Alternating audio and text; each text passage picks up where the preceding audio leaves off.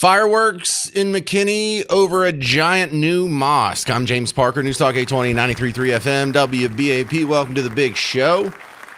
For my first story, we go to the report from WFAA on a very contentious meeting last night. Until this summer, this man ran this town. But that is not who we're talking about tonight. We're talking about families who have spent decades serving this community and raising their children here. The former mayor had to be escorted out of council chambers by McKinney police to keep him safe from the crowd, many angry about what was supposed to be a procedural vote. A vote on a site plan for a proposed mosque on 5.5 acres of land off Virginia Parkway. The city's planning and zoning recommended approval, and council members say the vote is procedural, simply whether the plan complies with the city's standards. But so many people signed up to speak, the meeting got delayed as the city secretary struggled to enter everyone's names, and the crowd got restless. When the meeting eventually began,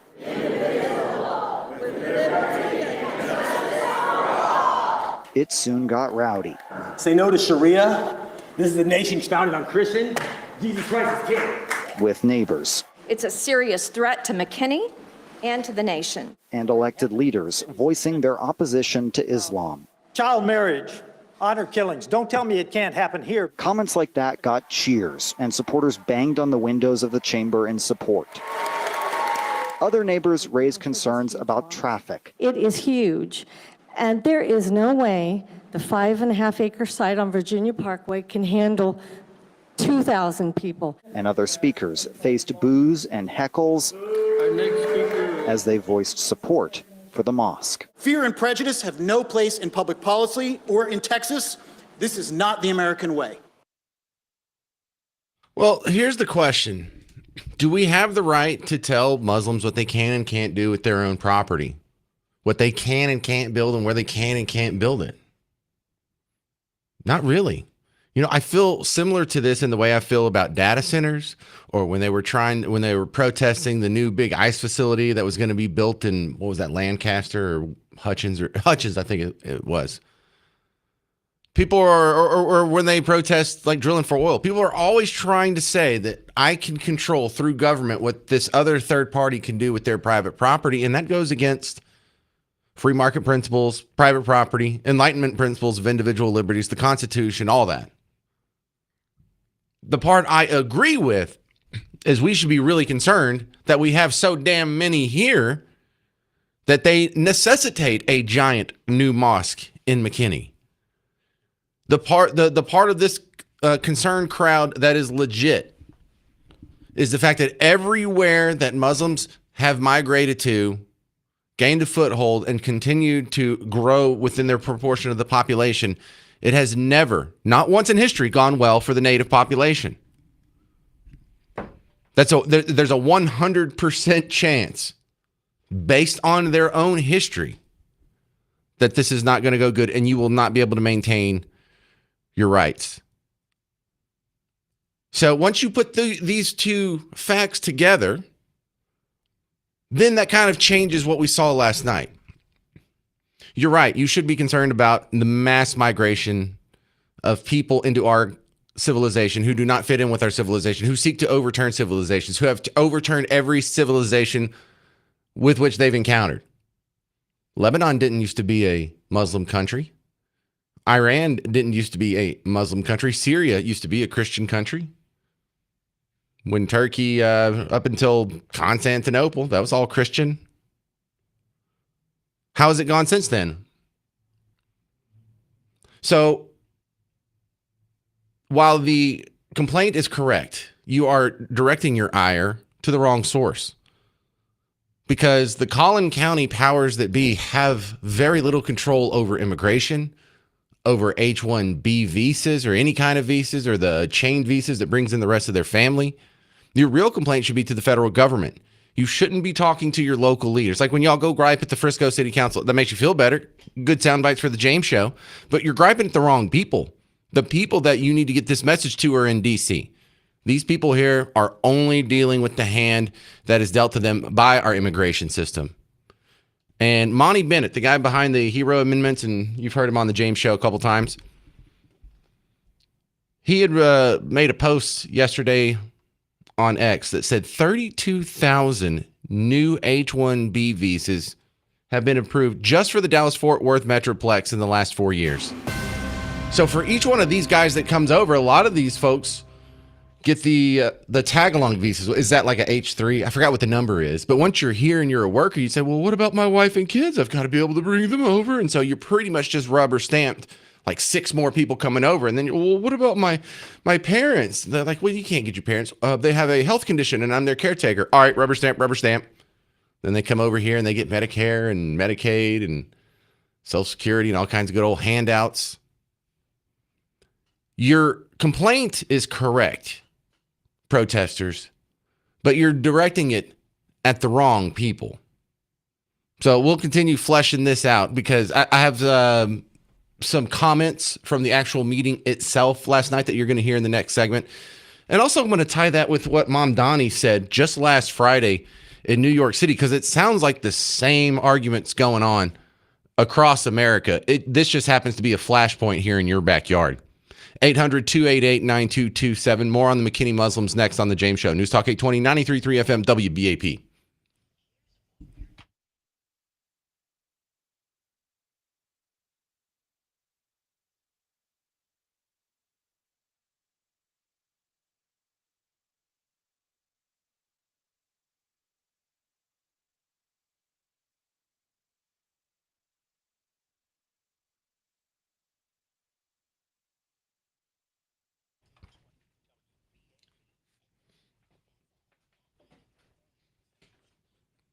Hey, religious people in North Texas, if you're building a new church, it could be the new Mormon temple in Fairview. It could be the new giant mosque in McKinney. It could be another one, Hindu temple somewhere else in Collin County. Don't use paint anymore. Use Rhino Shield. In fact, you're disrespecting your own deity if you shortchange them like that, because we have better technology now. Your God deserves better than just regular old-fashioned paint, because your God can come back in 15 to 20 years and see that there's no cracking, no flaking, no peeling on your temple, mosque, church, whatever. So if you're worried about the costs, Rhino Shield can finance it for you and put you on a low monthly payment. Paint can't do that. Bank won't give you a loan on paint. So go check it out for yourself. Go to the website, read some of the 5-star reviews, and remember, you don't paint your mosque, church, temple anymore.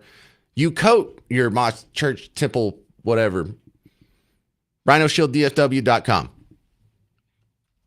Paint your house again. Rhino Shield.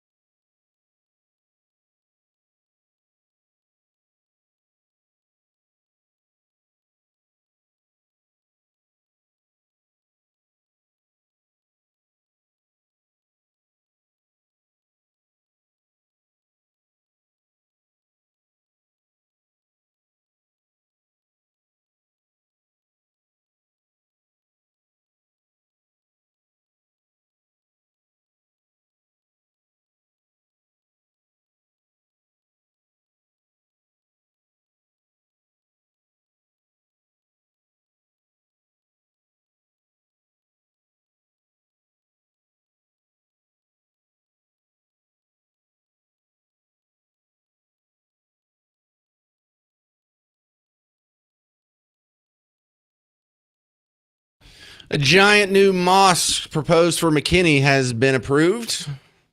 I'm telling you, if it's gotten to this point, you're past the point of concern. I'm James Parker. It's the James Show, News Talk 820, 93.3 FM, WBAP. Remember WBAP on September 9th and 10th. There is the Republican midterm convention coming to town. In fact, last night they had the host committee had like a little kickoff party, and they invited some important members of the media, and I was there too. But boy, they're taking this serious. They had it going on. The mayor of Dallas even stopped by and spoke at the get-together. It's pretty cool. But apparently they are taking this very serious. Plans are already in the works. There's going to be events probably a week leading up to it. There's going to be all kinds of parties that night. I think that weekend will probably be some people just staying and hanging out. It's going to be a good time. So just remember September 9th and 10th. But back to our top story here. In McKinney, they just approved unanimously to move forward with a proposed mosque. Now, at the meeting, again, I have a split duality, and I would appreciate your grace on this and allowing me to be both for the right of the Muslims who are already here to build whatever they see fit on their private property, and also for the fact that, dude, if we have this many here that aren't assimilating, we've got to start sending them back. Number one, we need to cut it off, and we haven't even cut off the spigot. 32,000 new H-1B visas have been approved just for the DFW area in the last 4 years. Those are 32,000 jobs that, if they are real jobs, for the ones that are real jobs and not just something on paper. But if those are real jobs, those are 32,000 jobs that would have gone to you, your kids, your grandkids. I don't know how old you are. Maybe you have some grandkids that are just coming out of college. This could have been their job. Hell, this could have been my job. I actually went to college for computers. I'm a little techie guy. I worked in the computer industry for a few years. This is one of the reasons I'm not there anymore. My job got outsourced, and then it came back, but we just moved the data center here. Or the call center, or whatever. So I'll give you a couple of clips from the meeting last night. The best one was this fella named Eddie Issa. He calls himself a Sharia survivor. His family's from Iran. And his family is not, by tradition, Islamic. They're Christians. And they had been in Iran since before Islam had. And eventually they got ran out. Hello, my name is Eddie Issa. I'm a Sharia law survivor from Iran. And I'm here to tell you, this is a dangerous ideology you're allowing in their country. Every country that is Islamic now, it used to be a Christian country. And we were soft Christians, and we allowed these people to come in, bring their Sharia law into their countries and slowly kill us off left and right. Let me make it very clear to you. Christianity is a personal relationship with God, where it says, render unto Caesar's what is Caesar's, render unto God what is God's. Islam is Sharia law, deen wa dawah, religion and state, which is not even compatible with the American thing. And when these people will use taqiyya to lie to you, to manipulate you, because whenever Islam is little, they will lie to you and tell you they come in peace. This is level one.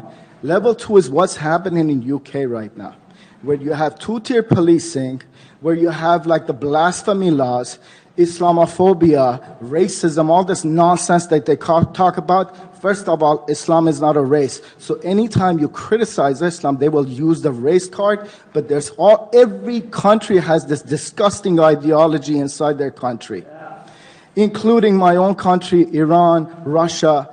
Islamophobia is another made-up, because they don't want you to criticize their death cult. That's why they will put that, that's why they push it in UK, in every country they go to. M103 is in Canada right now. They deliberately try to silence us. And the worst people that are trapped in it is Muslims themselves, because they can't leave that death cult. Because they're told, if you question that disgusting book, you're called a kuffar. And they get killed over it, just like my friends who are apostates in prison or dead right now in Iran. I'm telling you, this is a bad idea, and you're going to regret not listening to people like us who lived under Sharia law. Thank you, Eddie. All right, that's pretty compelling stuff by Eddie. Let's go to the phones here. This is Dean and Irving. You're on News Talk 820, 93.3 FM, WBAP. Hey, James. Thanks for taking my call. I'm an architect and have been an architect registered in the state of Texas since 1973. I live in Irving, Texas, and I've represented many, many developers that go to locations and ask to do developments. I will give you an instance which has nothing to do with the race of the individual. It has nothing to do with racism, and it's a method in which smaller towns have been successful. I've warned my customers over and over that when you go to these small towns, they have certain rights. And some of my customers have tried to overrule and ask me why they cannot develop in this town. This leads to the discussion of the development in McKinney. The issue is this: when you go and request zoning and you request a development, one of the very successful things that cities have done has nothing to do with race, is they require simply a traffic impact study. That will stop this mosque in its tracks. They need to request that. They need to demand it. It has nothing to do with racism. It has nothing to do with religion. Dean, no one in McKinney thought of that. You're the only one. Just Dean and Irving thought of that. They don't have architects in there who know about traffic impact studies. Don't you think they've worked around that? Look, these Islamic people are not like just some goat herders who wandered off of the Syrian desert. They are lawyers and doctors and people who are connected and politicians, judges. They know what they're doing. They have degrees. They know how to push paperwork. They know how to do an environmental impact study. They're fighting off all the lawsuits with Epic City and all these other Sharia cities that are going on around here, and they're doing a pretty damn good job winning in court. Well, James, you used another word. What I'm using, the term is called traffic impact study. There is no way that this development could stand up under a traffic impact study. Bottom line, end of the subject. Okay. You said it, bottom line, into the subject. Look, the problem, even if we stop this mosque being built, the thousands and thousands of people who want this mosque, who are paying for it, who are having the millions and millions of dollars of capital to throw at this project, they're not going away just because you stop this mosque. And someone said, well, what do you do about it, Parker? What's the solution for those who are here and growing? Listen, if they're here and they're still on visas, that's easy. Cancel the visa, send them all back. Send back all their family members, all the people that chained here with them, they go back. If they've been naturalized citizens and they have touched anything that is adjacent to a terrorist organization or any idea that they're not going to assimilate, revoke that, send them back. 800-288-9227. Coming up, Kaylee Campbell, a local watchdog who was watching this last night as well. I'm James Parker, News Talk 820, 93.3 FM, WBAP.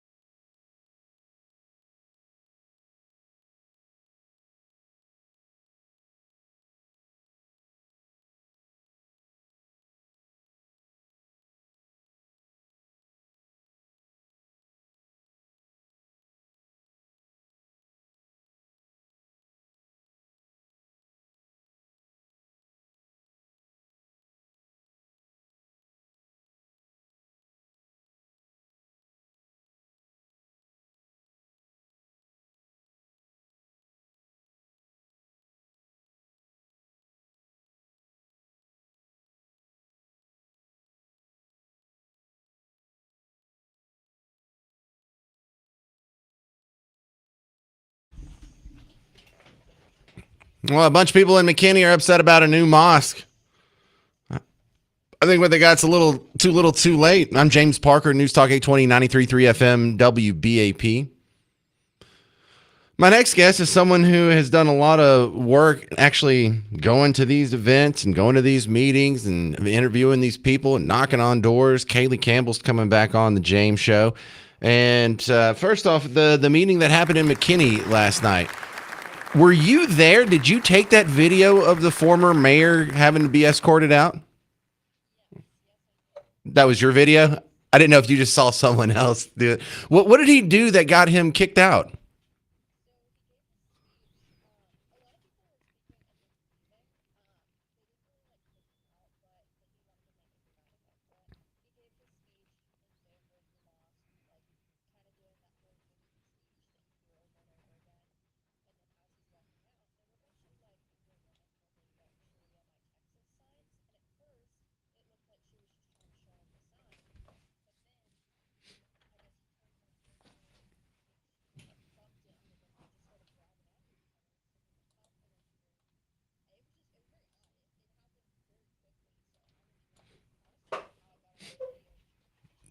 So some old lady was trying to pin a sign to his shirt or tape it to him or what?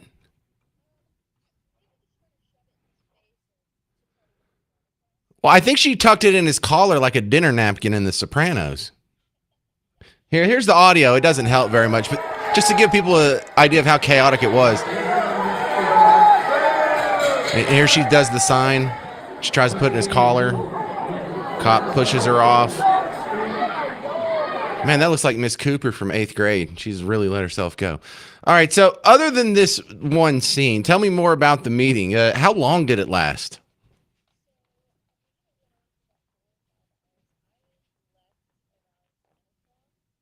PM? Okay.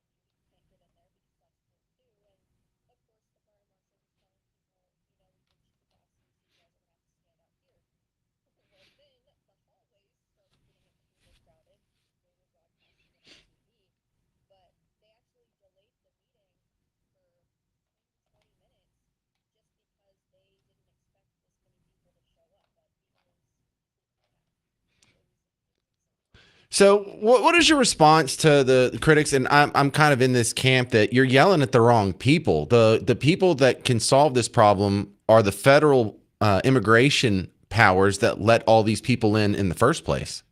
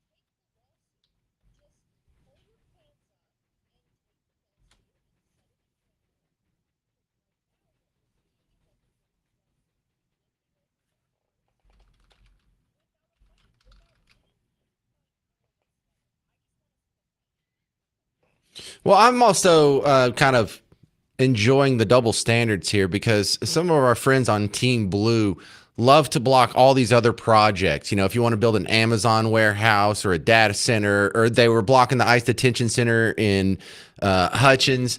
They block new power plants from being built. They block all kinds of things. But a mosque, yeah, sure, that's fine.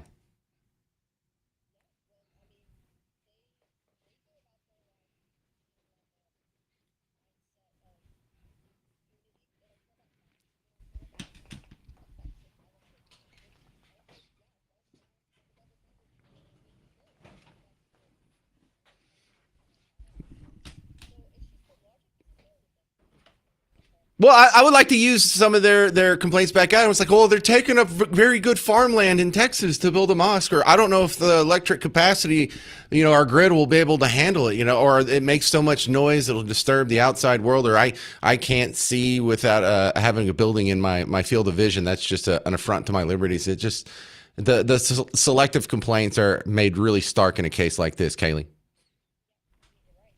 All right. Well, thanks for going out to the meeting and getting us some good audio and giving us a firsthand report on that. How do we find your great work online?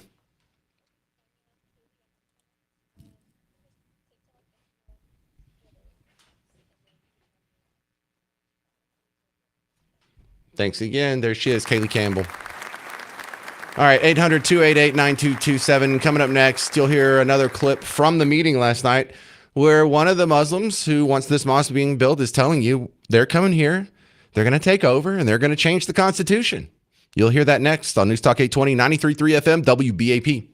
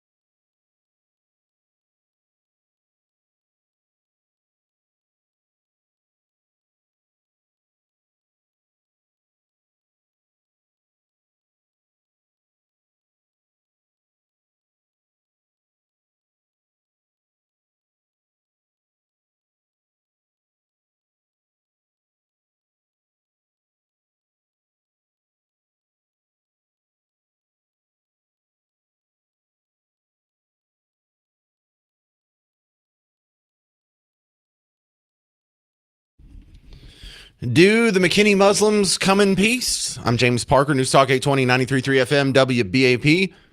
Remember the WBAP morning show when you wake up? They're on from 5 to 9. They say they come in peace. Their supporters here in America say they come in peace. Liberal white women who are principals in Wiley East think they come in peace. But it has been the observation of every other country that was previously non-Muslim that became Muslim. Hadn't been a very peaceful experience for them. Now, I'm not picking on anybody in particular. I'm talking about every single country that has fallen under the banner of Islam. None of them have the full complement of rights that are enshrined in the Constitution, that are bandied about and supported by Western civilization, more specifically the Enlightenment thinkers. And so, if it's been your observation that allowing Muslims to come into a country or jurisdiction that was previously non-Muslim, letting them grow to be a significant minority or even a majority of the population, if 100% of those experiments go south, wouldn't it be government's place to prevent that from happening here? Now, we have a weird juggling act where our freedoms can be used against us. We have freedom of religion. We have freedom of speech. We have freedom of assembly. We have private property. We have private property rights. So once they're here, there's not a whole lot you can do. The problem is letting in millions of people who don't want to assimilate and who want to bring their old culture here and supplant the current culture. This isn't a race thing. This is definitely a culture thing. And while all races are equal under the eyes of God, not all cultures are. You know, the cultures that stress hard work tend to do better than the ones that don't. The cultures that stress traditional family values tend to succeed at a greater rate than the ones who don't. The cultures who embrace different values get different results. Ours has proven to be the better one. Ours has proven to be a culture where people aren't getting their heads sliced off for leaving their religion. No gays are being thrown off of buildings in the United States. We don't make our women cover up when it's 101 degrees outside in the Texas August. Heck, we don't even make them cover up in wintertime. And one of the problems that has happened with the government expanding what its mission is people have forgotten what government's supposed to do. Government is not supposed to give you health care. Government is not supposed to make sure you have food on the table or a roof over your head. Government is not supposed to be your daddy. Now, I'm not an anarchist. I'm not saying we need absolutely zero government, but we don't need public education. We don't need government in the hospitals care. We don't need them doing all these things. What government's supposed to do is protect your rights. If someone steals your property, they're supposed to go put them in a box. If someone kills one of your loved ones, well, the government's supposed to grab them up and kill them, or at least put them in a box for the rest of their life. Government's main job isn't to make sure you don't go hungry or they can patch up your boo-boo. Government's job is to make sure your rights don't get violated. It's to protect your rights. And if people looked at government as the protector of rights to make sure we have our full complement of human rights, then you would realize one of government's main jobs, since they're the ones who controls who comes into this country and who doesn't, is to make sure the people who have a 100% chance of, on a long-term scale, violating your rights, we just have to exclude them. And that's okay. That's not even bigoted. I don't want anything bad to happen to them. I don't want them to lose their religion. They can just go do their religion in their country from whence they came. This is Janice in Plano. You're on News Talk 820, 93.3 FM, WBAP. Yes, sir. I'm a Christian, but I bought one of the Korans to read through it because everybody kept talking about it being a cult. It's not a religion. Excuse me. And I believe that it is a cult. And I'm wondering, and it might be opening a can of worms, why can this not go before the Supreme Court? Let them decide if this is a religion or a cult. Because I know they had mentioned on the news. What would that make a difference of? Why would that little semantic change affect anything? And I would hope then that they would stop trying to develop areas that are specifically for Muslims. Why would changing it from a religion to a cult have any effect on that? I'm not a lawyer. I don't know. I'm just trying to understand it. And I will tell you, I live on the east side of Plano, and I deal on a daily basis with this particular sect of people. Look, my heart goes out to And you, and I'm not saying you're wrong, but I don't see how that changes anything. Changing it from a religion to a cult, I think would be a lot less effective than putting them on a plane and sending them back to the other side of the planet. Look, here's a Muslim who was at the meeting in McKinney last night talking about the giant mosque that got approved unanimously by the McKinney City Council. We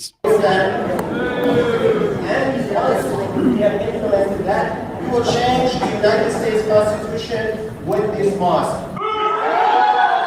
I know the audio's terrible. I couldn't find a better angle of this, but it says we will change the United States Constitution with this mosque. So you hear that about 5 seconds in? We will change the United States Constitution with this mosque.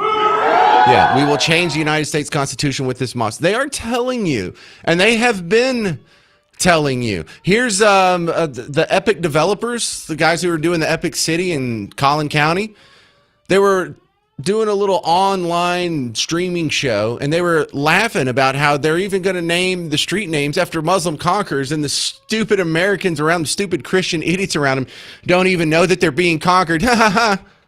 279-acre land. So like you said, brother, masjid, homes, a total Muslim village.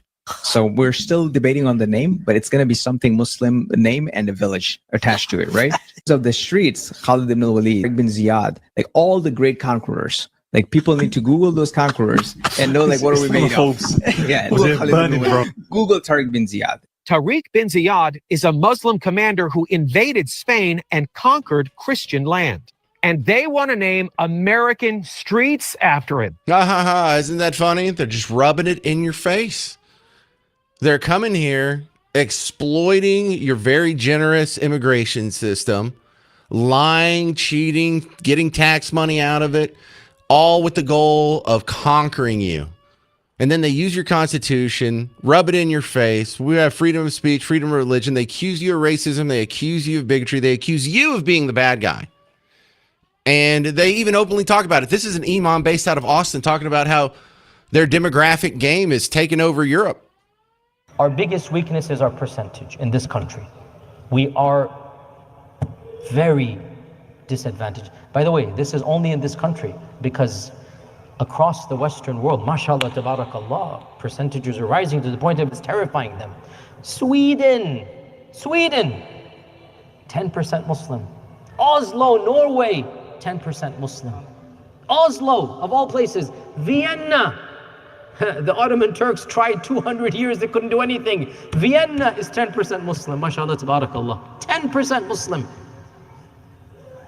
England, London, it is estimated 20%.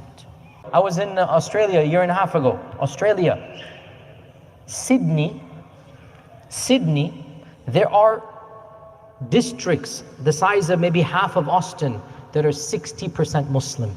Coming up next, a new giant data center gets approved for Westlake. A lot of people aren't happy about that. We'll fuss about it next on The James Show. News Talk 820, 93.3 FM, WBAP.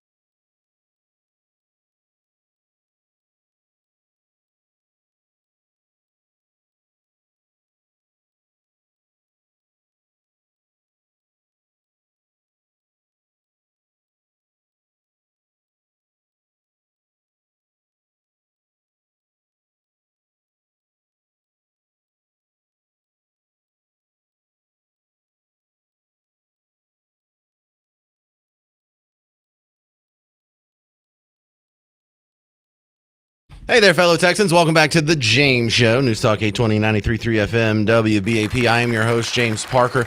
I'm not going to do a whole hour on this. I just have to get you updated because we had talked about this earlier this week and last week and the week before. But the data centers that we were talking about on Monday and Tuesday's show made their next step forward. And don't get mad at me, okay? Just this is WFAA on the report of a new data center on the line there between, I believe this is on the line of Keller and Westlake, right on the city boundary. Tense night in Westlake, where a controversial data center cleared its first major hurdle. Planning and zoning just approved the site plan located near the Westlake-Keller city line. Adriana de Alba is live there with reaction tonight. Adriana, what happened? Well, emotions really boiled over tonight, Izzy. Just moments ago, the Planning and Zoning Commission approved a site plan for a controversial data center. We listened to hours of emotional testimony, and immediately after, there were angry outbursts from people in the crowd who shouted that they are not done fighting this. Hang on, just let me pause it here. Could the report be any more one-sided? Are you calling it a controversial data center? Because you could call it a very needed data center or a welcome data center, or even on the James Show, it's a celebrated data center. And yes, there were some angry voices there, but I celebrate data centers. I think they're a good thing, generally speaking. Was I represented? Was the other side of the argument? Are they only representing one side of the argument in this whole clip? Because this is 2 minutes. Just be aware of the bias as it's happening and be suspicious. Because the people that are telling you that data centers are bad for your community, are these the same people that told you to wear a mask? Are these the same people that told you Hunter Biden's laptop was Russian disinformation or the 2020 election was the most secure election in history? Are these the people that told you to take the vaccine? Are these the same people? The presentation lasted minutes. And really be considerate of all our neighbors around us. And so the pushback much longer. Would you want to live in conditions like this? I don't think so. Why do you want that for us? Move it.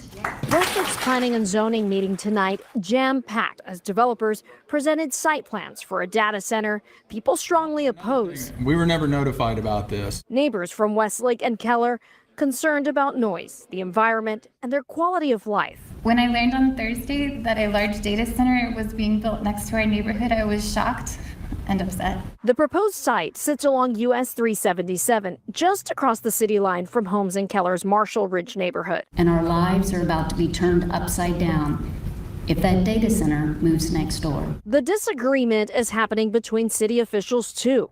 Keller's mayor says city leaders were blindsided. Westlake says the plans were shared more than a year ago, and the project would boost tax revenue with minimal water use and noise. Please move it. Build it. Just don't build it next to our homes. The proposal comes one day after Governor Greg Abbott ordered a pause on new data center approvals seeking to connect to the state's electric grid, pending a regulatory review. And despite pushback tonight, the Planning and Zoning Committee did give this the green light. In Westlake, I'm Adriana de Alba. All right, so let's go to a recent interview where Elon Musk was talking about data centers being moved into space. This is a couple minutes. Stick with me. I know you have a longer attention span than a kid with a cell phone, but I want you to pay attention to the timetable, too. This whole rigmarole, this whole conversation we're having, people were getting upset about data centers. This may be a problem that's going to solve itself within a matter of 3 years. It's harder to scale on the ground than it is to scale in space. Any given solar panels can do about 5 times more power in space than on the ground. So it's actually much cheaper to do in space. My prediction is that it will be by far the cheapest place to put AI will be space in 36 months or less, maybe 30 months. 36 months? Less than 36 months. You can mark my words. In 36 months, but probably closer to 30 months, the most economically compelling place to put AI will be space. And then it will get like ridiculously better to be in space. You know, once you start thinking in terms of what percentage of the sun's power are you harnessing, you realize you have to go to space. You can't scale very, very much on Earth. But by very much, to be clear, you're talking like terawatts. Yeah. Well, all of the United States currently uses only half a terawatt of power on average. Yeah. Right. So if you say a terawatt, that would be twice as much electricity as the United States currently consumes. So that's quite a lot. And can you imagine building that many data centers? I mean, that many power plants? It's like those who have lived in software land don't realize that they're about to have a hard lesson in hardware, that it's actually very difficult to build power plants. And then you don't just need you need power plants, you need all of the electrical equipment, you need the electrical transformers to run the transformers. Have you ever tried to do an interconnect agreement with a utility at scale, like with a lot of power? As a professional podcaster, I can say that I'm not, in fact. Yeah. Can't you solve this with your own behind-the-meter power stuff? You can build power plants. Yeah. That's what we did at XAI. But Yeah. plus is to it. Why isn't this a generalized solution? It's very difficult to scale other forms of power. You can scale potentially solar. Solar cells are already very cheap. I think solar cells in China are around 25, 30 cents a watt or something like that. It's absurdly cheap. Now put it in space and it's 5 times cheaper. In fact, no, it's not 5 times cheaper, it's 10 times cheaper because you don't need any batteries. So the moment your cost of access to space becomes low, by far the cheapest and most scalable way to generate tokens is space. It's not even close. All right, I know this sounds like a little sci-fi-ish here, but data centers in space, wouldn't that solve a lot of the problems? Don't have to worry about them using up too much of your water, do you? Don't have to worry about them using up any of your electricity. They're not going to be hooked to the grid. You don't have to worry about seeing them. You don't have to worry about hearing them. You don't have to worry about smelling them. You don't have to worry about the construction cost or whatever. You are going to lose all that delicious tax money, though. 800-288-9227. 800-288-9227. Coming up next, continuing with Elon Musk news, one of his rocket boosters just smashed into the moon early this morning, about 1:30 Texas time. What have we learned from that in the last 14 hours? I'll tell you next on The James Show. News Talk 820, 93.3 FM, WBAP.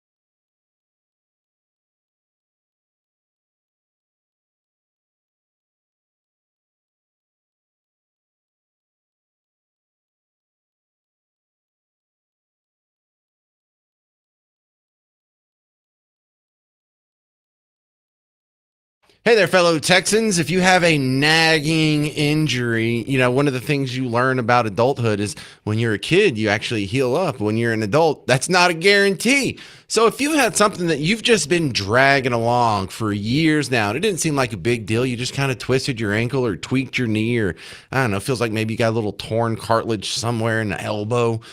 You know what? Maybe we should do something about it. You don't have to live like that. And if it's not going to heal itself, maybe you can use one of QC Kinetics' new regenerative high-tech space age treatments where they take your body's own healing properties, concentrate it, put it where you need it. And I'm not going to promise it's going to work for you because it doesn't work for everybody. But for the people it does work for, go read some of the reviews. It has given them their life back. You don't have to live with pain.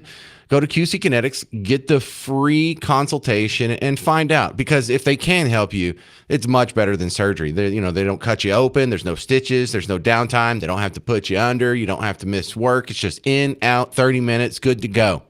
So find out if it'll work for you. 972-972-8610. Call QC Kinetics now. 972-972-8610.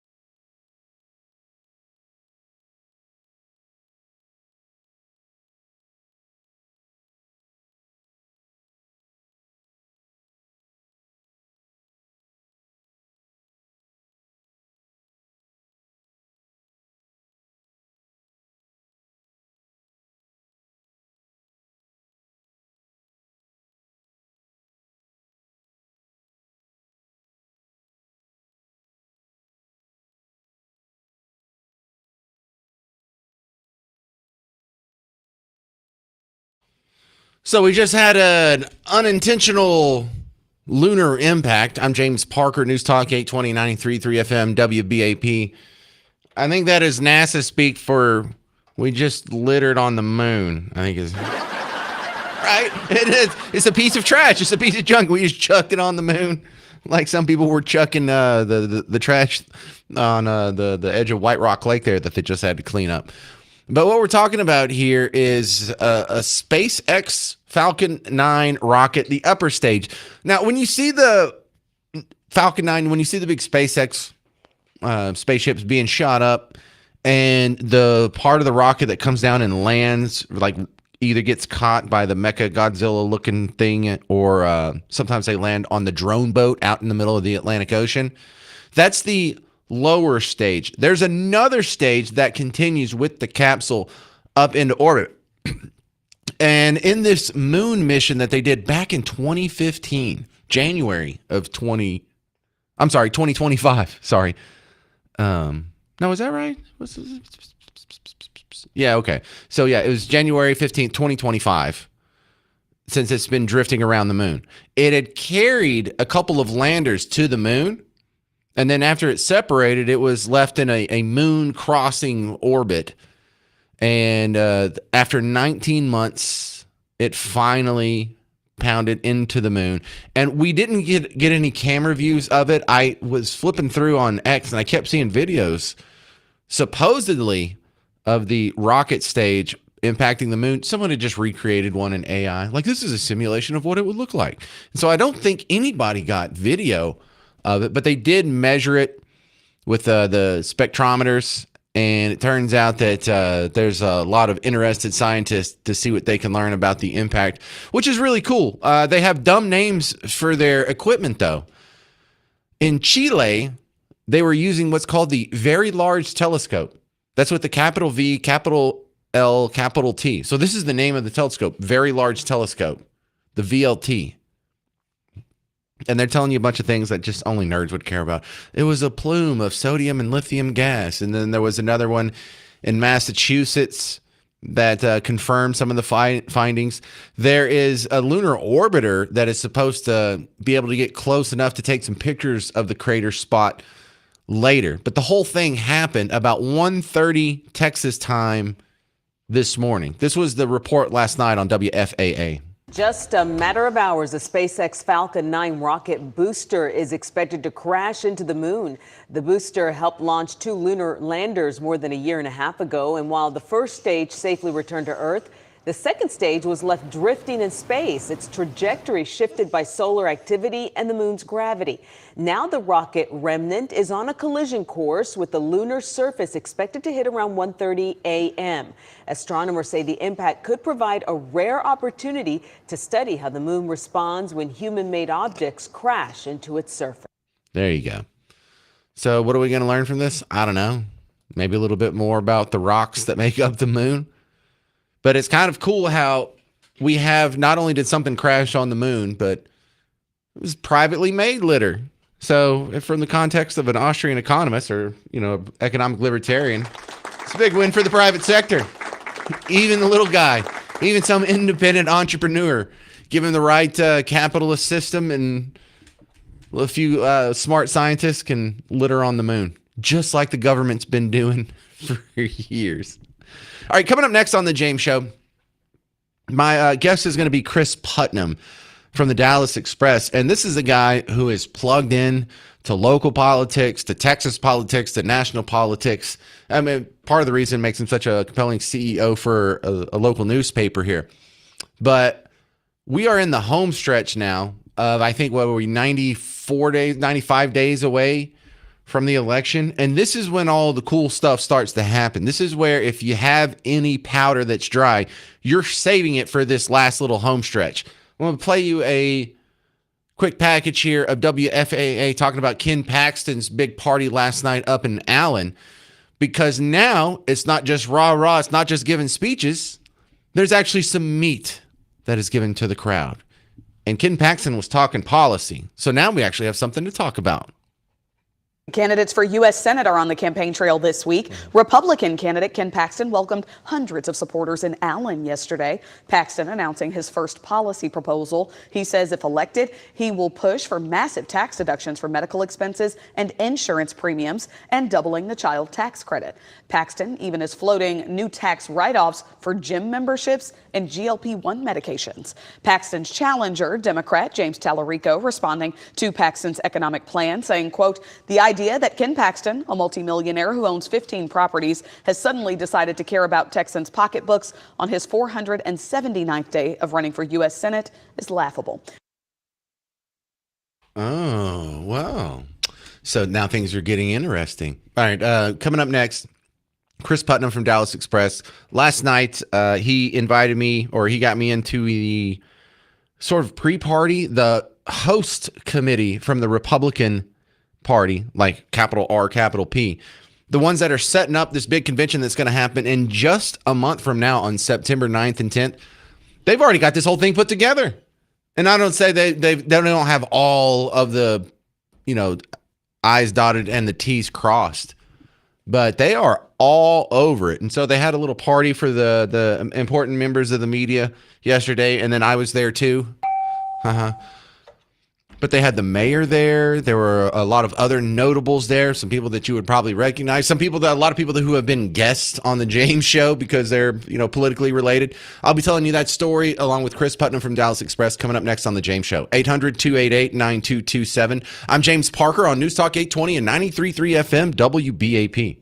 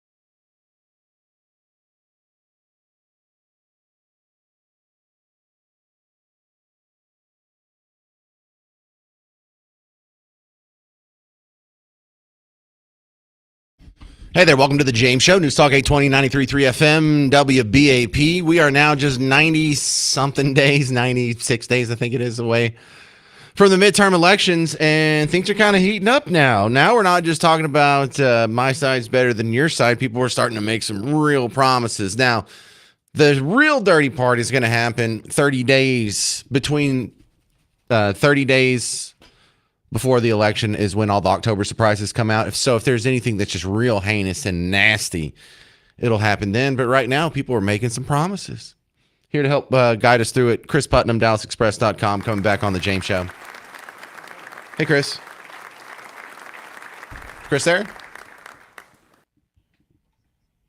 Okay. So let me play the WFAA package here of the Ken Paxton party yesterday, because there's a couple of policy positions that he revealed.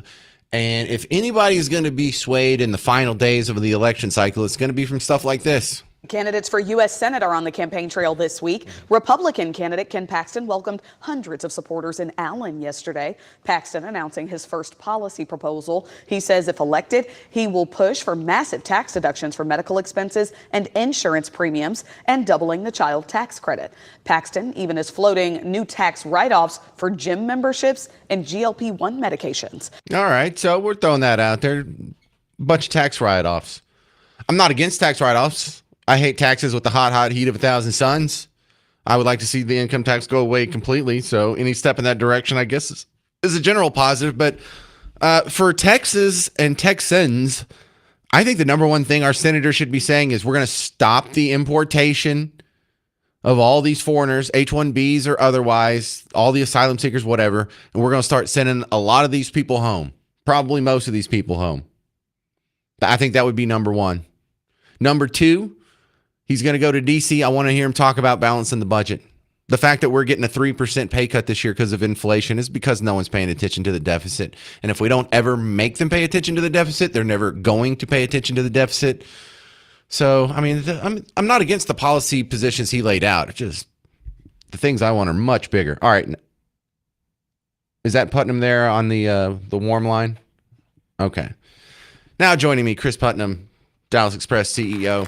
So tell me about this party we went to last night, the host committee for the Republican Party that is putting together the convention.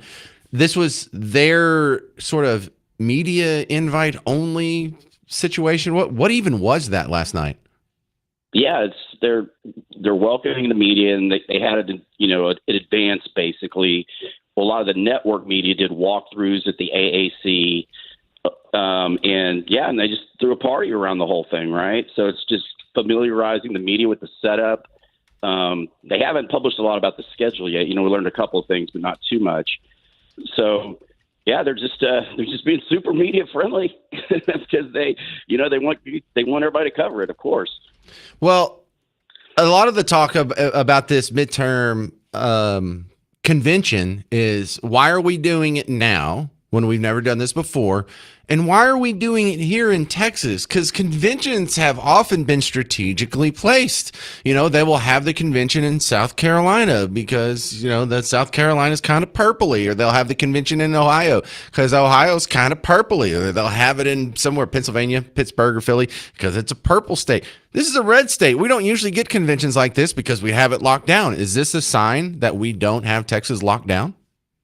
I definitely think that it's a sign that there's concern. This particular midterm cycle is historically bad for the party that's in power. The president, is his coalition is fractured right now over Iran and Israel.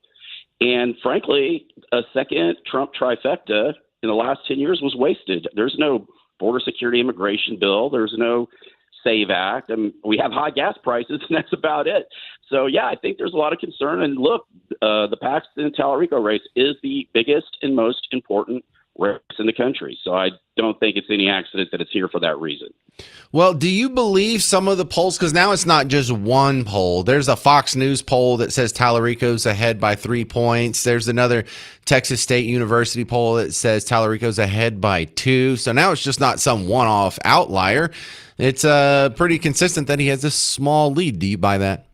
No, I take no stock in polling anymore. I mean, I follow prediction markets. Prediction markets have been far more accurate.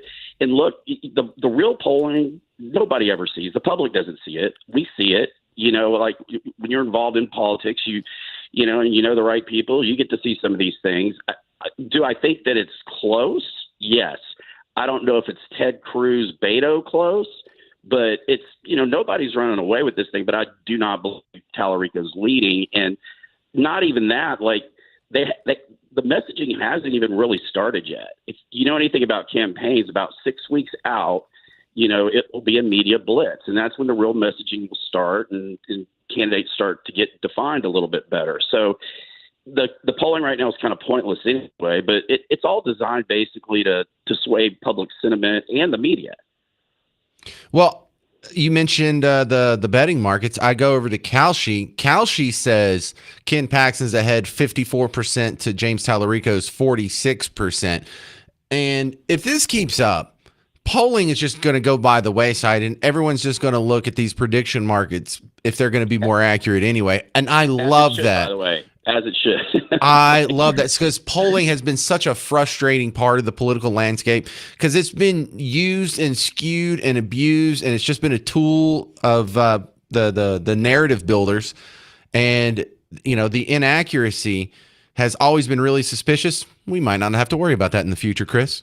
Well, even Fox News, right? Because people are liking to cite that one because it's obviously perceived as right-leaning. But a big media outlet like Fox has a vested interest in ensuring that this is a sport to watch, right?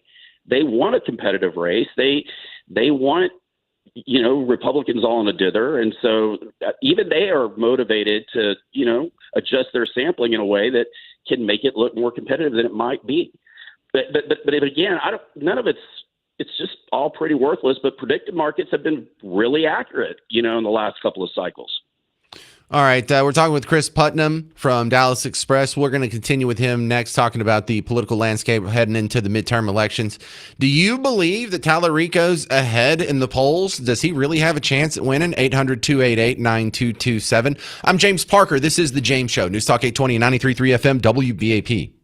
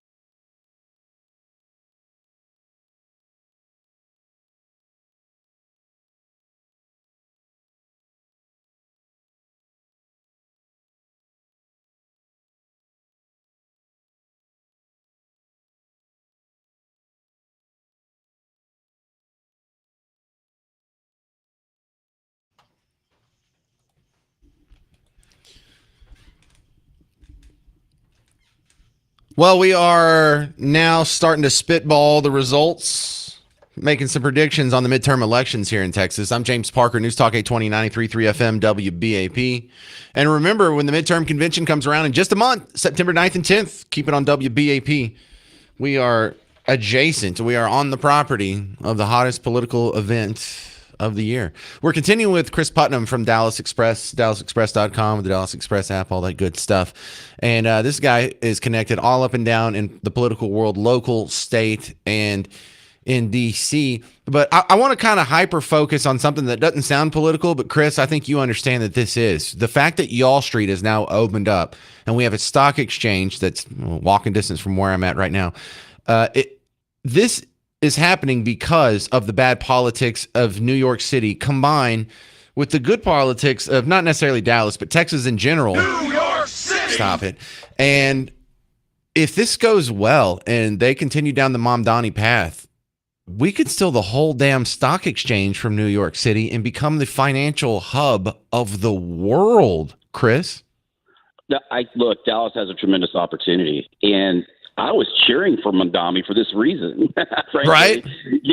Let them go conduct their social experiment, let it fail, and, Dallas and the DFW Metroplex are going to be the clear beneficiaries of it, and it is going to work.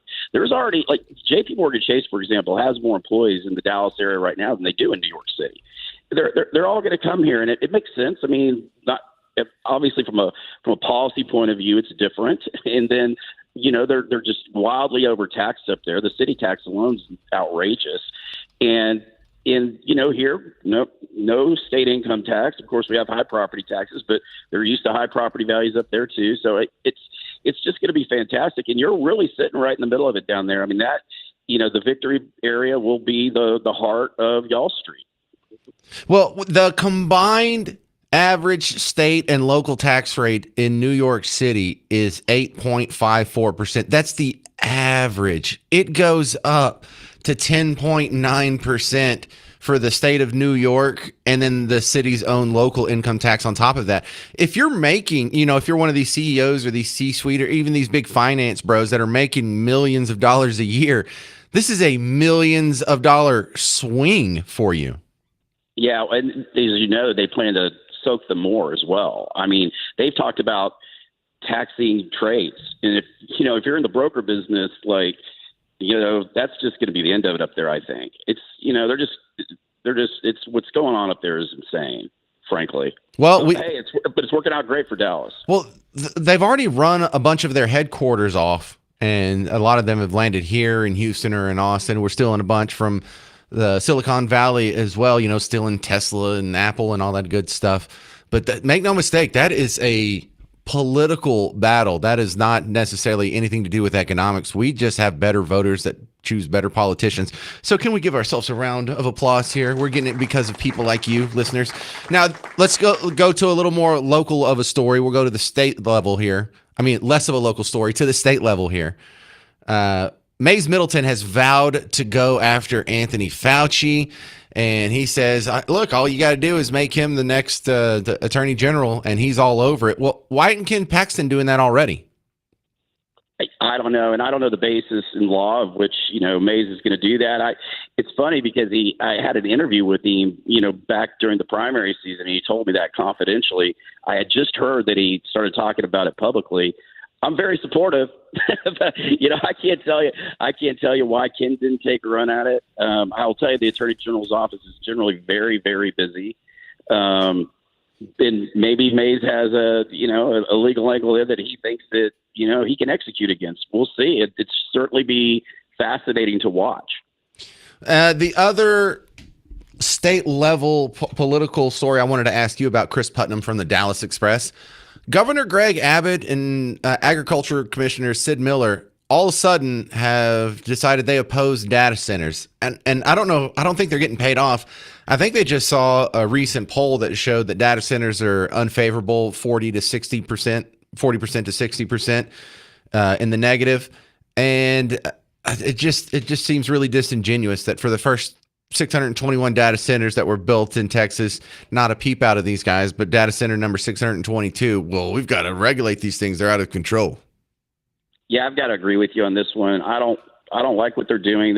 What we should be doing is educating people about data centers and water usage and electricity usage and how there's all sorts of recycling techniques these days, and it's just the most overblown, overhyped concern that I've heard in a long time. I was, in fairness, I was in the data center business, working for IBM and as well as the pros, but look, back to opportunity, right? Texas has an opportunity not only to steal jobs from New York, but to take a lot of jobs from, like you said, the Silicon Valley and the West Coast, that's dominated from a tech point of view with AI.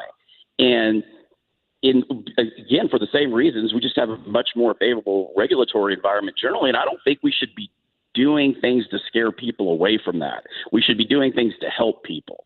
And the tone that these politicians are taking is playing right into that fear. Chris Putnam, my last story, we're going to come back to a hyper-local story. McKinney approved a new giant mosque that was proposed, and there was a lot of people who were upset about it. The meeting lasted for hours yesterday, but it passed unanimously. And a lot of Texans sort of are in the same balance that's in my head right now. It's like, well, of course, this is going to be bad on a long enough timescale if it keeps growing and growing and growing unfettered. But on the other hand, I do believe in private property rights, and they should be able to build a mosque if they want to. So how do we balance this out, Chris? It's a tough one. It's a great question, though, because I think probably what happened there were that council was afraid of being sued. And, right or wrong, some of these groups are very sophisticated about using our own laws against us. And it's understood that a lot of what they're doing in terms of populating certain areas is purposeful. And then the very next step is they start to take a very healthy political interest. You've seen it in Frisco, South Lake, other places. And so, again, legally, it's a tough one. Like, I've been a city councilman, and I started thinking about myself, like, how would I be able to say no to this legally?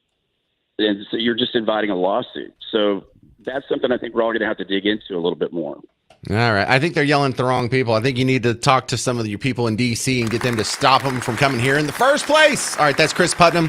Find his great work at Dallas Express, the people's paper for Texas, dallasexpress.com. Coming up next, we're going to dig a little bit more into that Fauci story. I'm James Parker. It's News Talk 820, 93.3 FM, WBAP.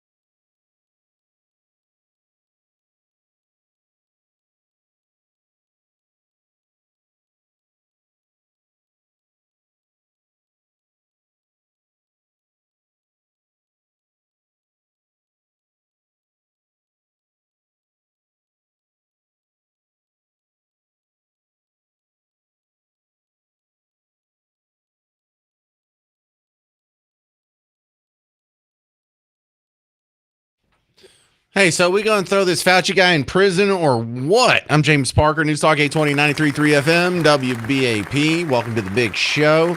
And I'm glad the conversation is continuing here because, you know, you had the Fauci hearings last week, and this week the Senate is going to decide whether or not they're going to hold him in contempt or, I don't know, so is there some sort of charges that could actually be pressed? God, I hope so. Because right now we have a guy who went and was funding gain-of-function research in Carolinas. He wasn't supposed to do it anymore. It was so dangerous. Even Barack Obama said it was illegal. So he moves it to China because the Chinese Communist Party sure would love to steal some of your bioweapon technology. Genius. So he takes your tax money, continues doing something that was so dangerous it was rendered illegal in the United States, and ends up making the COVID virus that got out. Then he turned around and lied to all your faces about it. He lied to you about the natural immunity. He lied to you about masks. He lied to you about social distancing. And more importantly, he lied about the lab leak to begin with. Obviously, he wanted to cover his own butt. And he lied also I think the most dastard lie in most of this is denying hydroxychloroquine and ivermectin were useful therapeutics. Probably got millions of people killed. But as long as this conversation is still going, you can expect some people are going to wake up, and some people are waking up a little bit. Rand Paul was on with Stephen A. Smith, and Stephen A. Smith is coming out there saying, wow, that was all a lie. You've seen Bill Maher say, wow, that was all a lie. John Fetterman, wow, that was all a lie. And so not a lot of people, but some people, enough people in Team Blue, and not just randos that live down the street. I'm talking about people with platforms and voices are admitting that. Can you ever get Team Blue voters this message?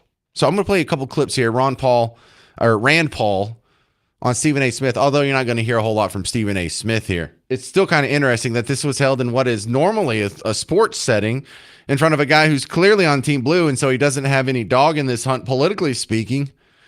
And it's being said to an audience that is probably hearing a lot of this for the first time. I don't know. People have to judge whether they think this is something that's a vendetta that I've come up with or whether it's serious. I mean, the thing that argued for it being serious is 1 million Americans died. 15 million people died.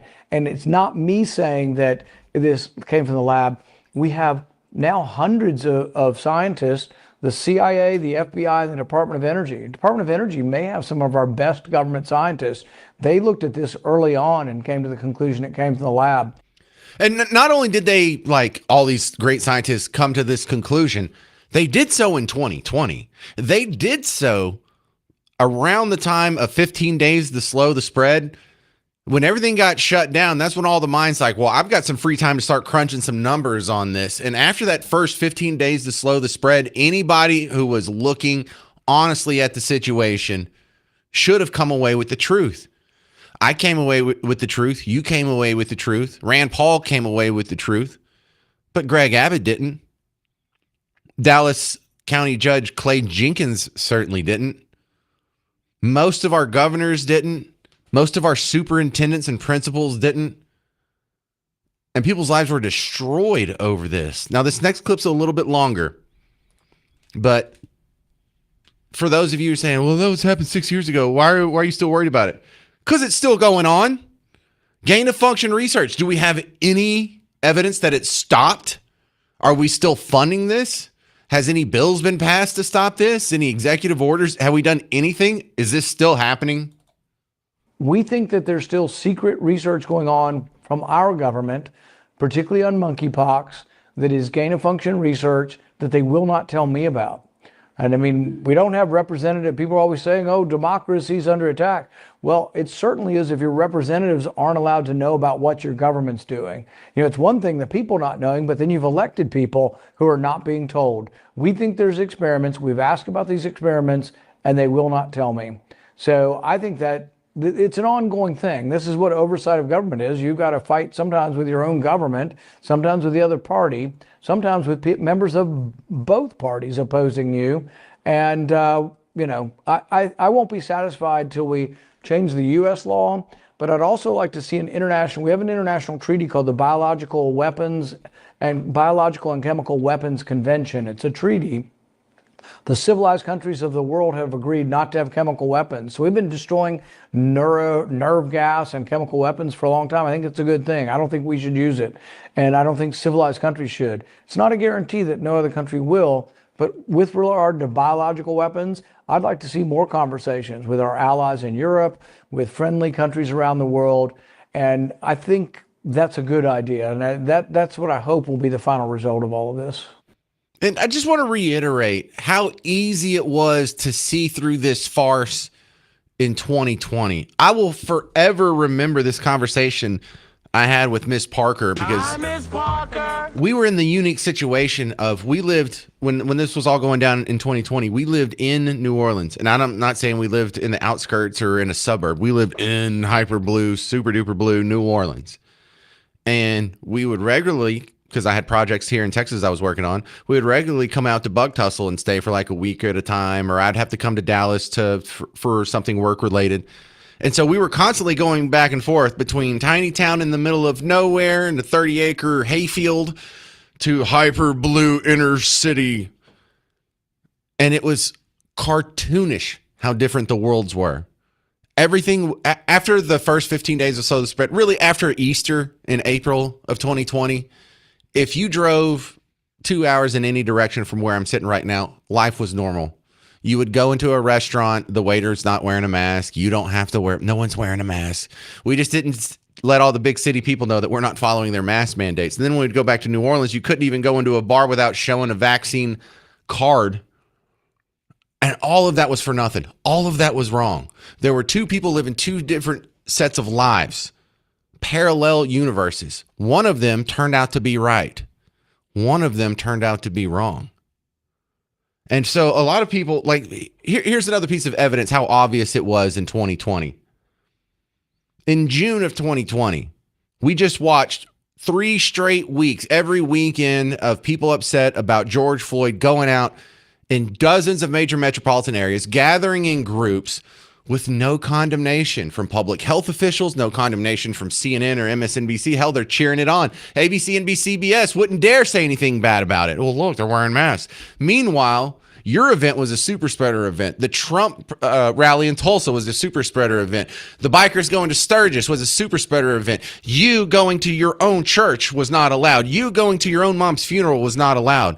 And I think a lot of people, if you didn't see through it by the end of June in 2020, you weren't looking. Here is Congressman Jim Jordan and Anthony Fauci in June of 2020. Thank you, Mr. Chairman. Dr. Fauci, do protests increase the spread of the virus? Do protests increase the spread of the virus? I think I can make a general statement. Well, 500,000 protesters on June 6th alone. Yeah. I'm just asking that number of people, does Yeah. it increase the spread of the virus?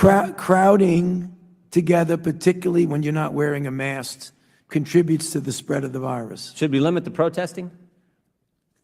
I'm not sure what you mean. How do we say limit the protesting? Should the government limit the protesting? I don't think that's relevant to. Well, you just said if it increases the spread of the virus, I'm just asking, should we limit it?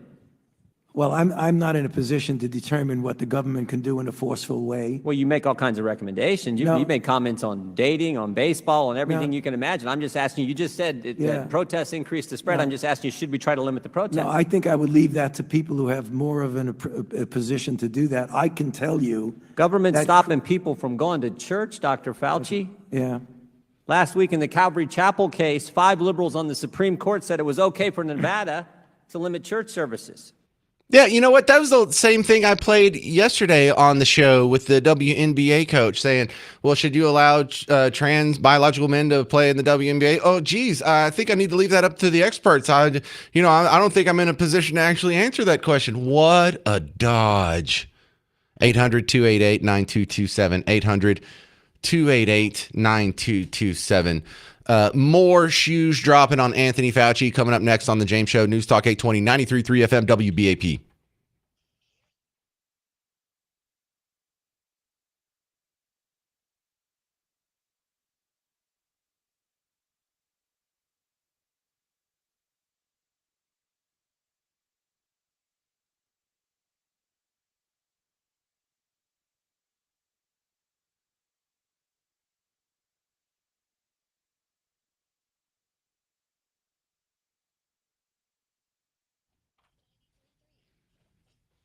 Hey, James Parker here for Blue Ribbon Roofing. If you have a home or if you have a commercial building or you have some building in your charge and you don't know if you need just a repair or a replacement, the good news is the inspection absolutely free. When I got my free roof inspection from Blue Ribbon Roofing, John Hopkins himself, the owner, came out, pulled out a ladder, got on my roof, walked around, took some pictures, asked some questions, and just let me know, hey, your roof's actually pretty good here. There's no need to fix anything. However, if there had been something wrong with the old Parker Manor there, we would have the discussion. Is it a repair or is it a replacement issue? And then if you're going to go into the cost discussion, they can help you out with that. You know how many times John Hopkins has helped filed insurance paperwork on a roofing project? Over 10,000. That is not an exaggeration. This is what he does all day, every day for the last 30 plus years. And how long does it take? Look at some of the reviews online. A lot of people say he did it all in one day. From start to finish, the cleanup, you couldn't even tell they were there. So if you have any doubts about your roof, get the free roof inspection today. Go to blueribbondfw.com.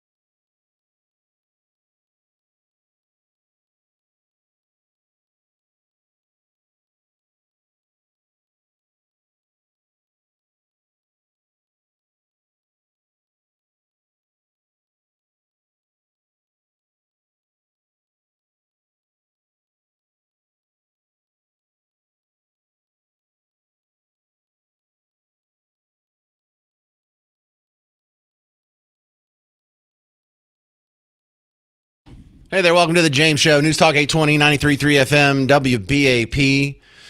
Now, this sounds like a conversation you and I have had 1,000 times, but one of the reasons why I think it's super important is because some people are having it for the first time. Some people are just finding out this week, in the last calendar week, that all of COVID, or most of COVID, was a lie.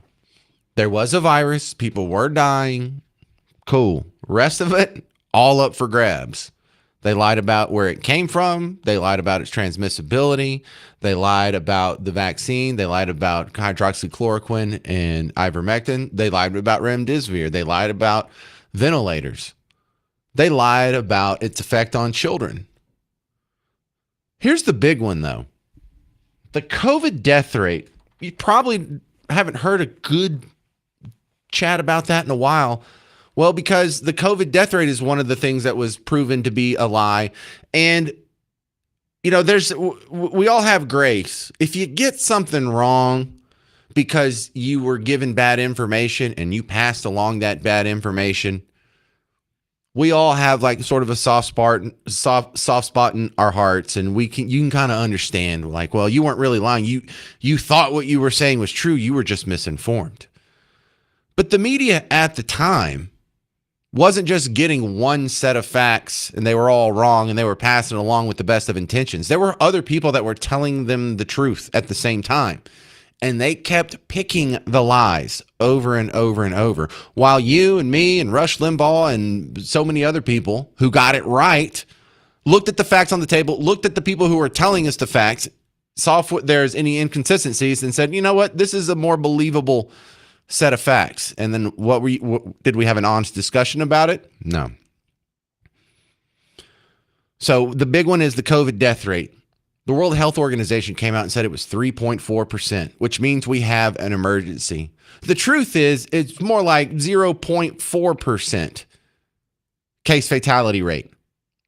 Now that went up to something much higher if you were obese and 95 years old.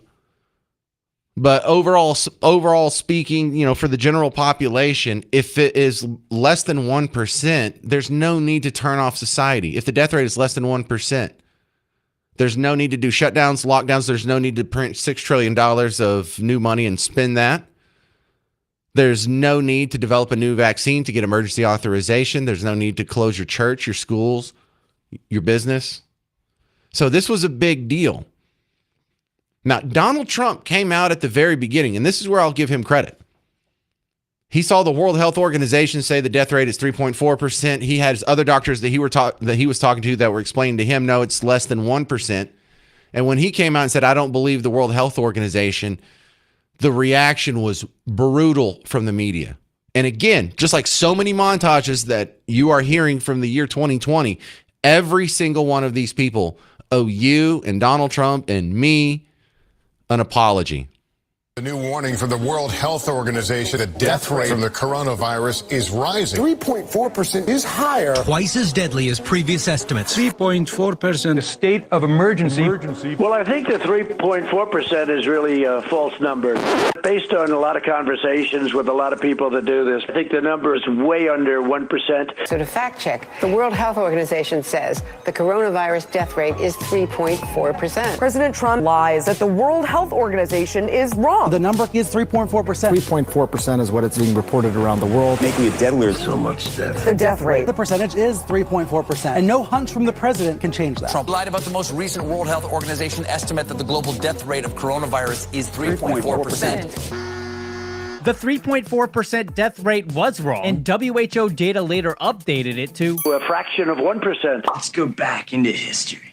Trump has a hunch that the death rate is lower than 1%. Way under 1%. Way under 1%. Will someone put a mozzarella stick in his stupid hole? Trump lied to viewers about the mortality rate. Way under 1%. False information. He's spreading disinformation. Misinformation and dangerous disinformation. If you're president of the United States, you have the world's greatest scientists at your disposal. You listen to them. Leading scientists, including Dr. Fauci, wrote in the New England Journal of Medicine that the death rate could be considerably less than 1%. Way under 1%. Every one of those people were wrong.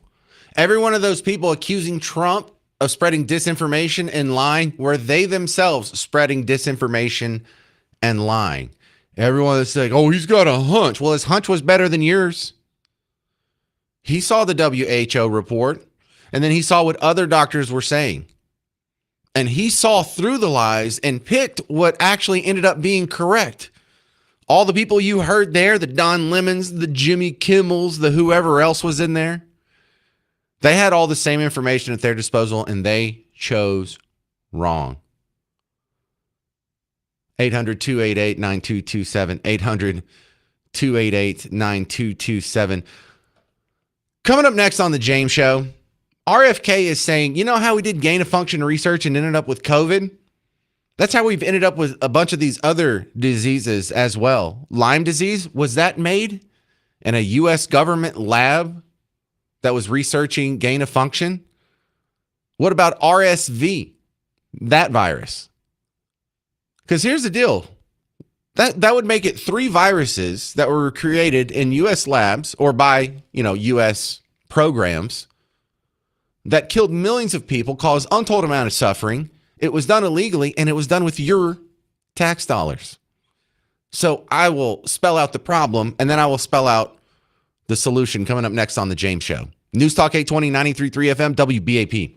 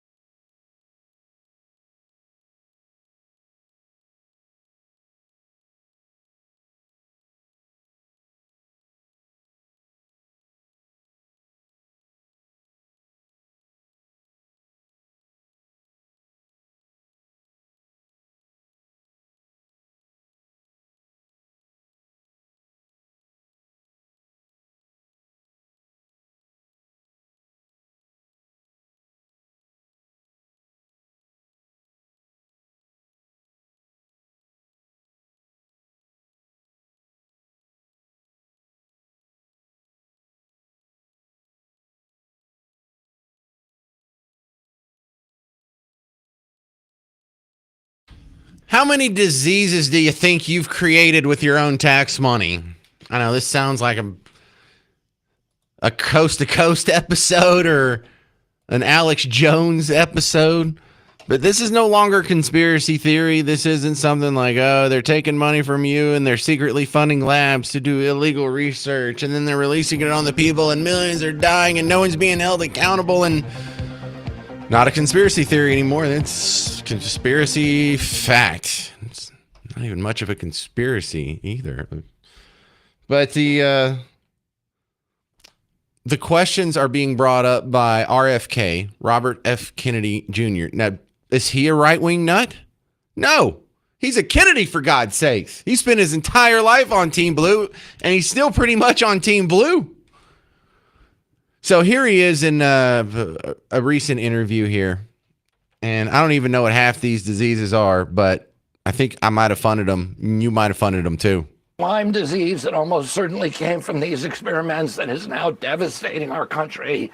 RSV that came from a laboratory, which is now the biggest killer of children in our country. And of course, the COVID-19 pandemic, which was a trauma for the whole globe. And all of those have been linked credibly to gain-of-function research. So it's something that with enormous costs and no proven benefits. All right, so RSV, respiratory syncytial virus. I don't know, syncytial. Sorry, but it's just another respiratory virus. So, Lyme disease, RSV, COVID. If he is correct, and these were all funded in government labs with taxpayer money, and even after we had a couple of boo-boos and mistakes, they just moved the funding the labs out of the United States and continued doing it elsewhere. What are we doing? Why are we still allowing this? And this changes what the fix is. Because if it was just a rogue doctor, if it was just Anthony Fauci and he was out of control, you get rid of Anthony Fauci, everything's under control again, everything's hunky-dory. It's a lot bigger than that, and it's not going to be that simple. Here's the ugly truth. The founding fathers didn't want us to be in medical research. They didn't want tax money taken from you and given to DC for them to research bioweapons. That wasn't in the cards.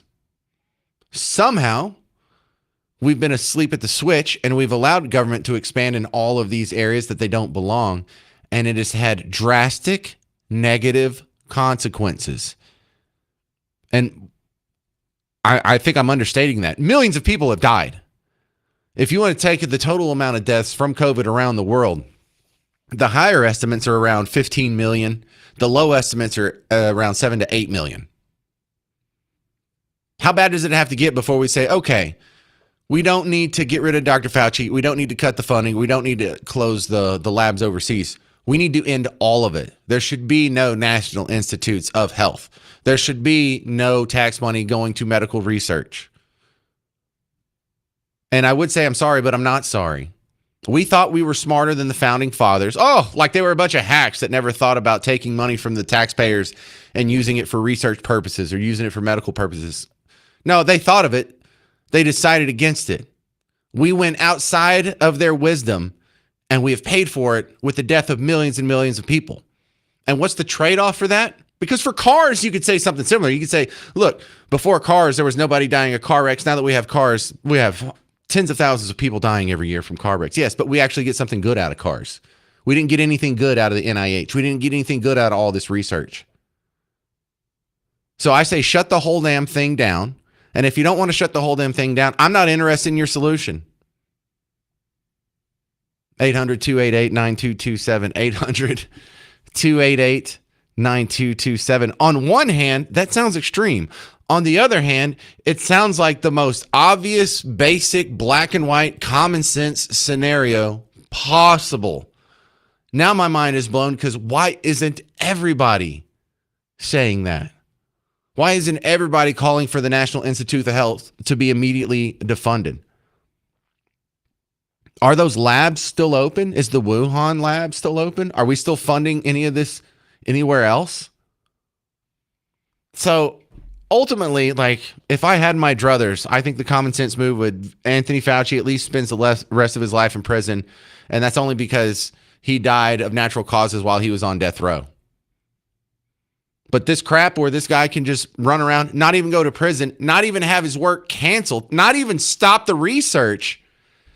This is not only injustice, this is idiocy. If we don't shut all of this down now, it is going to happen again.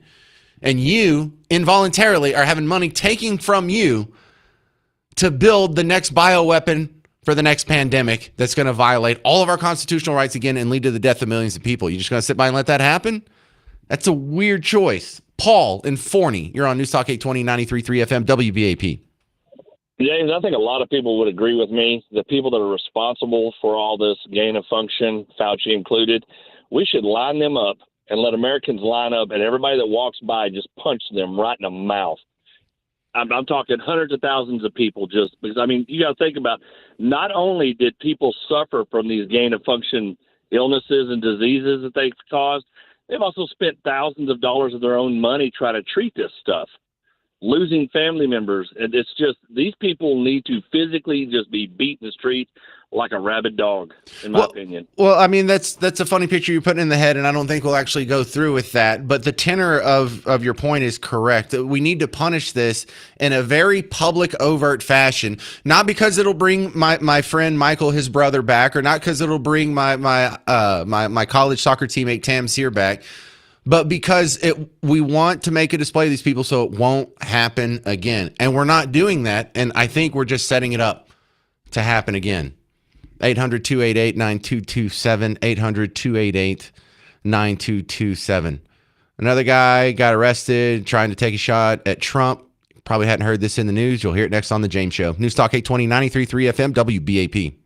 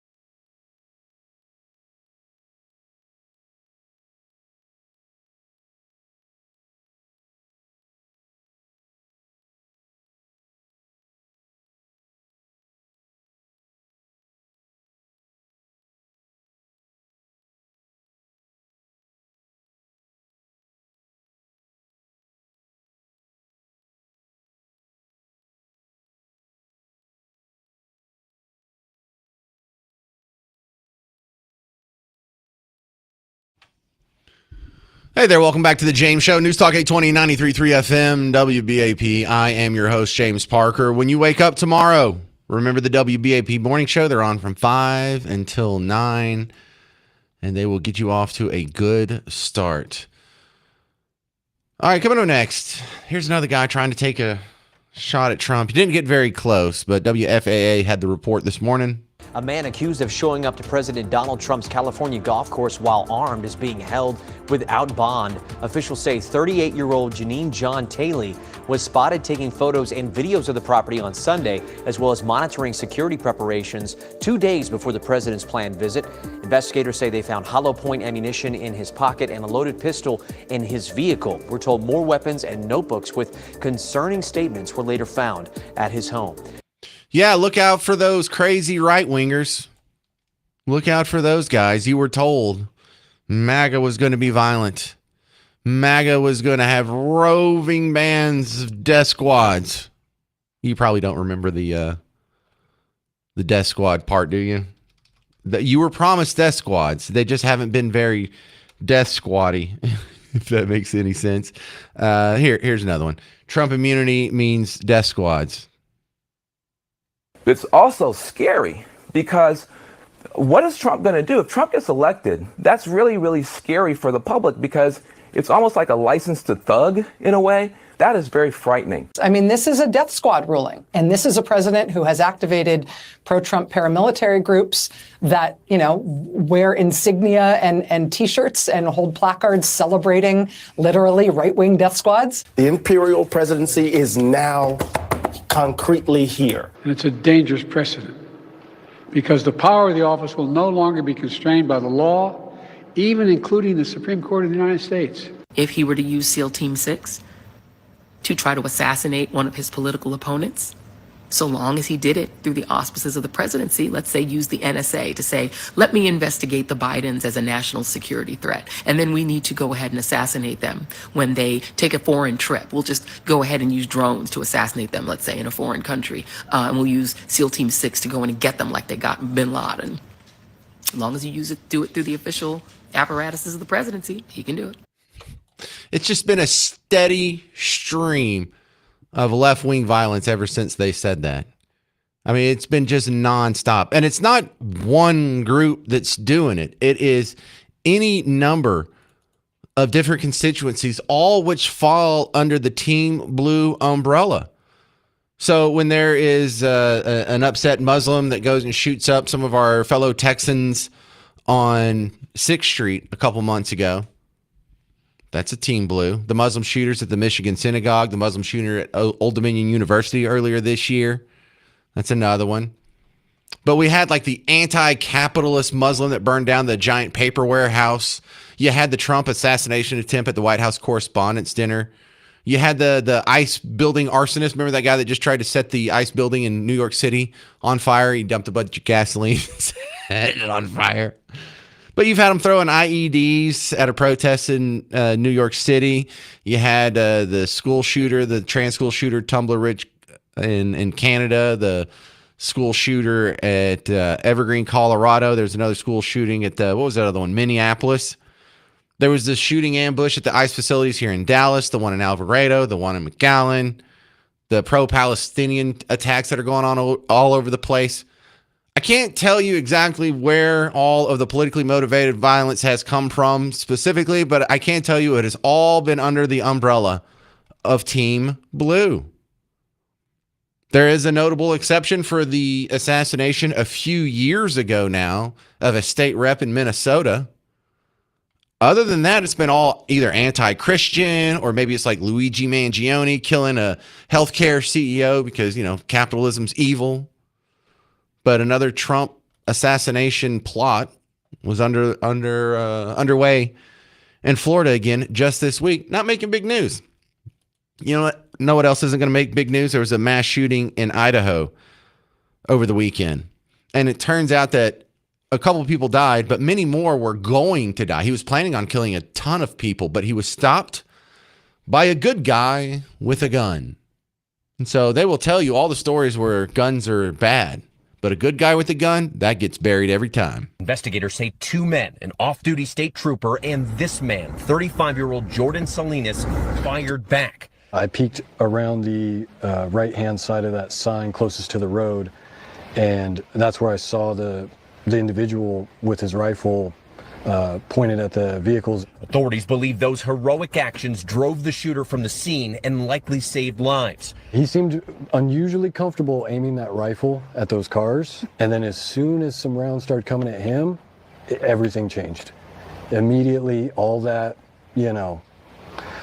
bravado he had immediately crumbled. This In-N-Out had opened just a week prior. The company says one of their workers was killed while caring for customers. Christopher Claunch was also killed. His sister telling the New York Times he'd worked at a recovery center helping people with addiction, and his partner said he loved traveling, cooking, and the outdoors. We also spoke to Lindsay Tangy, who found several of the victims at the scene. This is just not our community. None of us expected this. There you go. Another hero. Good guy with a gun. But now when we talk about how to stop mass shootings, I don't like to bring that up. Doesn't really fit the narrative. All right, I got time to squeeze in one more quick story here. And this one is a sad one. Happened in West Dallas. Someone saw a truck drive into a lake. And they're like, oh my goodness, I hope that guy's okay. Well, it turns out the guy was already dead. Probably dead before it went in the lake is what it sounds like. WFAA. Learn more from Dallas police about what led up to a vehicle driving into a lake in West Dallas. This is a look at the scene last night at Singleton Boulevard and Fish Trap Road. Dallas Fire Rescue says the driver was pulled out the car and pronounced dead, sadly. Stay with WFAA on air and online for updates to this developing story throughout the morning. You know what I really appreciate about your neighbors and, the fellow comedians that we're all surrounded by? Is the comment section in so many of the stories like this. It's like if you go into the social media where they share this out and look at the comments under it, you're starting to see some regular refrains on stories like this. Number one, well, is Benjamin Crump and Al Sharpton going to come down and make sure we get to the bottom of this mystery? All right, is this important? We have a guy who was a black person who was found dead in the water. I think he was black. Who was found dead in the water. Do we only care if he had been with white friends right before that? Now, these aren't my statements. I'm just telling you what I'm reading in the comment section. And they're not, I guess they're not wrong. I certainly wouldn't comment that on a story like this. But a lot of people are bringing up some of the double standards, which means you and I both know that there's no such thing as a double standard. The standard is we report on it if it makes our political opponents look bad or our political allies look good. Other than that, it gets ignored. Are we going to get regular follow-ups on this? Because we get regular follow-ups on, like Uvalde and the Parkland shooting and all kinds of other shootings that fit the narrative. Are we gonna come back and revisit this in a year? Is anybody going to raise $600,000 for the defense fund or for the family or for the widow or for the, do we even know? Do we even care? Is there going to be any follow-ups? Anybody going to block any streets? Love that. The commenters, you're delicious. Thank you for being you. I'm James Parker. That's going to do it for today. If you need more James Show action, go check out the podcast and all the funny videos I have on the social media feeds. And stick around. Mark Levin's coming up next. This has been The James Show on News Talk 820, 93.3 FM, WBAP.